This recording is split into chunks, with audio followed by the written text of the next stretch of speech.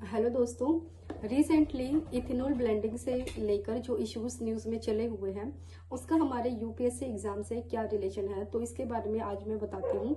जो ethanol blending वाला topic है वो जो जीएस पेपर 3 है उसमें रिन्यूएबल एनर्जी का जो एनर्जी से रिलेटेड जो टॉपिक है उसमें हमारा काम आएगा। और इसका इन्वायरमेंट वाला जो टॉपिक है वहां पर एज अ सस्टेनेबल फ्यूल के रूप में हम इसको देखते हैं, या फिर ये सस्टेनेबल फ्यूल होगा या फिर नहीं, उसके अंडर हम इसको लेंगे। सो ये हमारा GS paper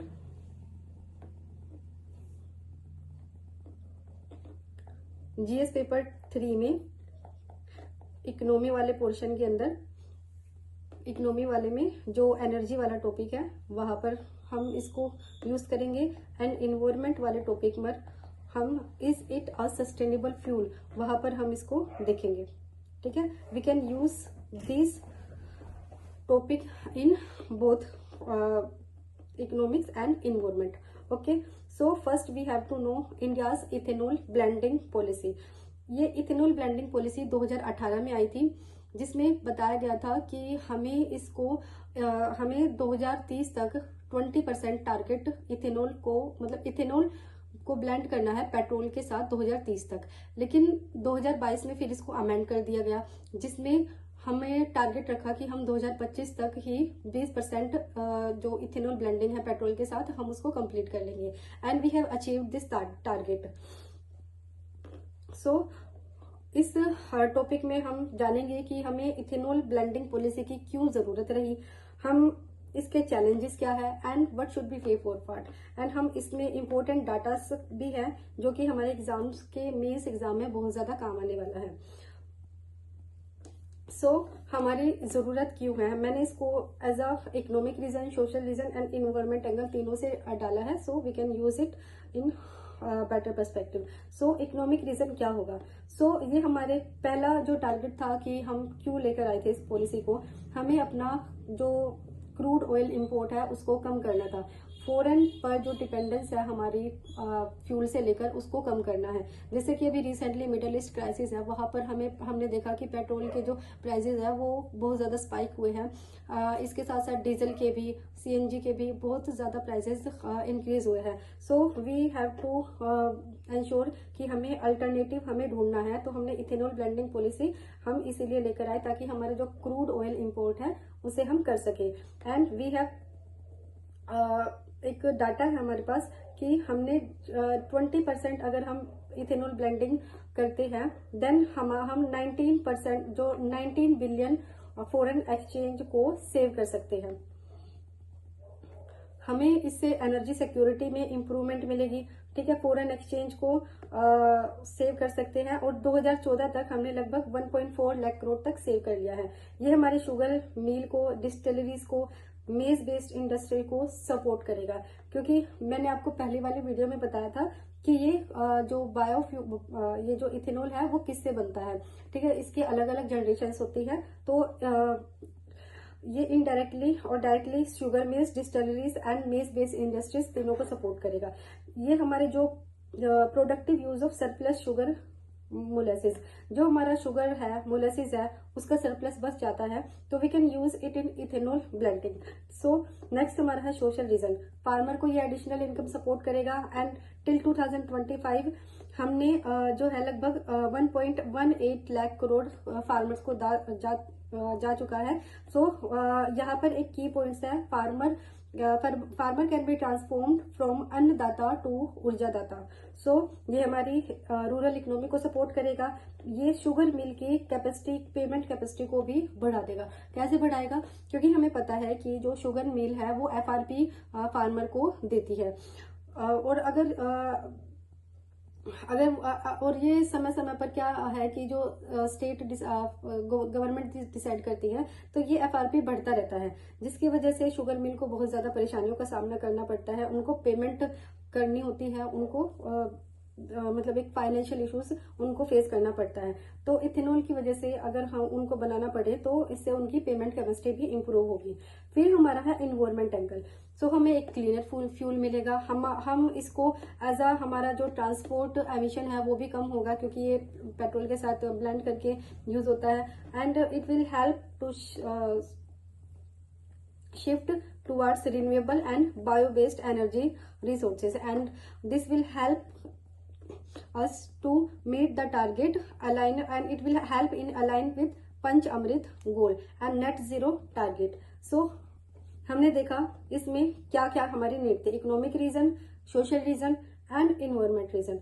next we will go इसके चैलेंजेस क्या क्या हैं।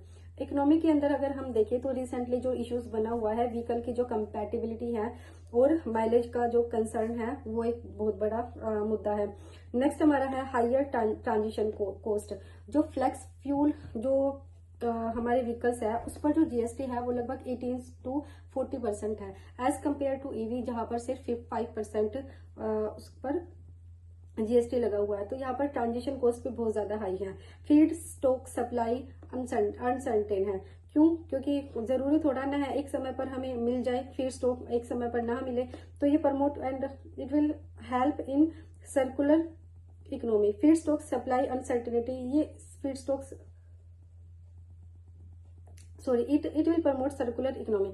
नेक्स्ट है हमारा सोशल, ये वाला पॉइंट यहाँ नहीं आएगा। सो हम सोशल जो इसके चैलेंजेस है, it will threaten our food security. Food security को ये बहुत ज्यादा फेस करने मतलब बहुत ज्यादा डराने वाला है, क्योंकि ये फूड से बनता है, वो एग्रीकल्चर जो फूड होते हैं शुगर से है, वीट से है, उनसे बनता है। तो it will threaten our food security. Regional inequality को बढ़ावा देगा, क्योंकि जहां पर शुगर केन जो डिस्टिलरी है वहीं पर जो फैक्ट्रीज लगी हुई है केवल वहीं पर ही इसका बेनिफिट होगा, as compare to other region which is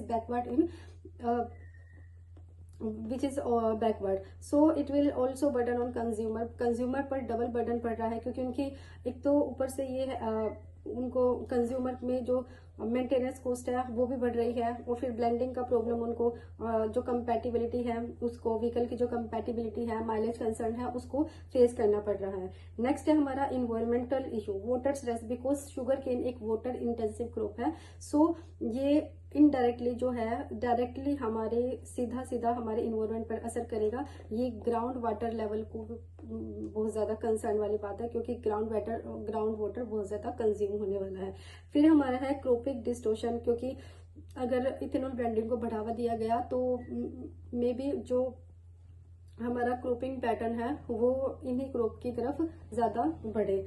so not automatically green, so we can say that it is not automatically green.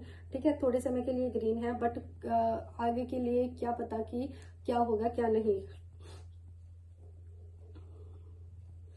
क्योंकि आज तो आपको सरप्लस फूड ग्रेन्स मिले हुए हैं, but in future it may और may not be, because already हमारे climate change का इशू बना हुआ है। सो ये कुछ हमारे पास डाटा है, जिसमें नेशनल बायोफ्यूल जो 2018 में बनाई गई थी, 2022 में उसको अमेंड किया गया था। मैंने पहले ही बता दिया है इसके बारे में। अचीविंग, हमने 2025 में ही 20% का टारगेट अचीव कर लिया है। And the nation and estimated 19.3 billion in foreign exchange हमने सेव कर लिया है। इंडिया एनर्जी वीक इन 2026 हमने मतलब 2013 में ये 1.5% था, 2025 में ये 20% हमने कंप्लीट कर लिया है। और यहाँ पर ethanol, I have a question for you कि जो इथेनॉल पेट्रोल जो है वो जीएसटी से बाहर है, क्या इथेनॉल जो पेट्रोल के साथ ब्लेंड किया जाता है क्या वो भी जीएसटी से बाहर है? आपको ये कमेंट सेक्शन में बताना है। एंड शुगर मिल को भी एक रेवेन्यू अर्न हुआ है लगभग 1 करोड़ का from the sale of ethanol. Next हमारा नीति आयोग की रिपोर्ट हमने दी गई है, जिसमें हम शुगर बेस्ड जो इथेनॉल है वो ग्रीन हाउस गैस एमिशन 65% तक कम कर सकता है, और जो मेस्ट बेस्ड इथेनॉल है वो 50% तक कट कर सकता है। इंडिया की जो एनर्जी वीक है हमने यही ऊपर पढ़ा था। नेक्स्ट है तो क्या सॉल्यूशंस होने चाहिए हमें, क्या हमें इसको इथेनॉल ब्लेंडिंग के साथ रहना चाहिए या फिर हमें शिफ्ट करना चाहिए या फिर इसे बंद कर देना चाहिए। पहली बात तो ये है कि जो वाटर इंटेंसिव जो क्रॉप्स है उसका यूज ना करके हमें वाटर एफिशिएंट फीड स्टॉक पर शिफ्ट करना होगा। हमें ऑटोमेकर जो है उसको इंसेंटिव देने पड़ेंगे फ्लेक्स फ्यूल व्हीकल्स के लिए, जहां पर जीएसटी 18 to 40% है एज कम्पेयर टू ईवी जहां पर 5% है। हमें डिस्ट्रिक्ट लेवल पर 2G रिफाइनरी को प्रमोट करना चाहिए जहां पर हम जो क्रॉप रेजिड्यूज है उसका यूज कर सके एंड इट शुड बी। और यहाँ पर हम कर सकते हैं रीजन स्पेसिफिक इथेनॉल स्ट्रेटेजी, ठीक है, जहां पर भी मतलब जिस तरह की हमें फसल दिखती है, हमें फसल वहां पर रेजिड्यू मिलता है, तो हमें रीजन स्पेसिफिक होना चाहिए एज कम्पेयर कि हाँ भाई हमें यही लगाना है। फिर है हमारा फूड फर्स्ट प्रिंसिपल होना चाहिए, ना कि मतलब फूड पहली जो है विशेषता है, पहला प्रिंसिपल है, पहली जरूरत है, पहली नीड है। So food security come first and we should avoid food fuel conflict. और हमें एक कार्बन बेस्ड इवेल्युएशन फ्रेमवर्क भी अपनाना चाहिए। हमें सिर्फ ये नहीं देखना चाहिए कि हमने कितना इथेनॉल ब्लेंडिंग टारगेट अचीव कर लिया है, हमें ये भी देखना चाहिए कि इथेनॉल ब्लेंडिंग से हम कितना कार्बन एमिशन कम कर चुके हैं, कम कर पा रहे हैं। सो हमें R&D पर ध्यान देना चाहिए, एडवांस बायोफ्यूल यूज पर ध्यान देना चाहिए, जिसमें हम cellulosic ethanol algae based biofuel efficient fermentation technology का यूज कर सकते हैं। सो इन दिस वीडियो हमने देखा कि इसकी क्या जरूरत है, क्या चैलेंजेस इसके सामने है and what should be go, इसके हमने सॉल्यूशंस देखे कि क्या क्या इसके सॉल्यूशंस होंगे। सो हमने एक पूरा का पूरा हमने ये डाटा देखा, we can quote in our answers. So this topic is complete. Thank you, have a nice day.